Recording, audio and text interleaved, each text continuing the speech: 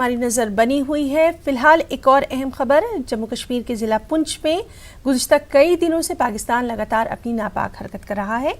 کئی دنوں سے ایل او سی پر پاکستان کی جانب سے فائر بندی معاہدے کی خلاف ورزی کی جا رہی ہے۔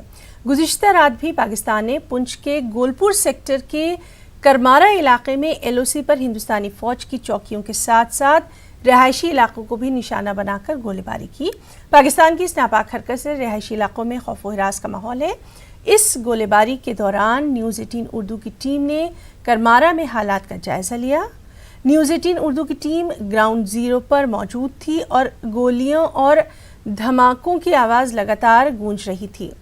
علاقے میں کوئی بھی شخص باہر نظر نہیں آیا، سب اپنی اپنی رہائش گاہ میں خود کو محفوظ رکھنے کی کوشش کر رہے تھے۔ اس گولہ باری سے تاہم کسی بھی طرح کا جانی نقصان نہیں ہوا، البتہ لوگوں میں کافی دہشت پھیل گئی ہے۔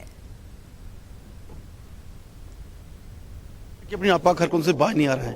آج پنچ کے گولپور سیکٹر کے کرماڑا میں لگاتار پاکستان کی طرف سے گولہ باری کی جا رہی ہے اور آپ دیکھ سکتے ہیں کہ اس رات میں جو ہے لوگ گھروں کے اندر چھپے ہوئے ہیں۔ پاکستان کی جانب سے لگاتار جو ہے ایل او سی پر رہائشی علاقوں کو نشانہ بنا کر گولہ باری کی جا رہی ہے، جبکہ ہندوستانی فوج بھی پاکستان کی اس ناپاک حرکت کا لگاتار جواب دے رہی ہے۔ آپ کو بتا دیں کہ پچھلے کئی دنوں سے پاکستان کی جانب سے گولپور، کرماڑا، قصبہ، کیرنی، شاہپور میں اسی طرح جو ہے رہائشی علاقوں کو نشانہ بنایا جا رہا ہے، جس سے لوگ خوف و ہراس میں رہتے ہیں۔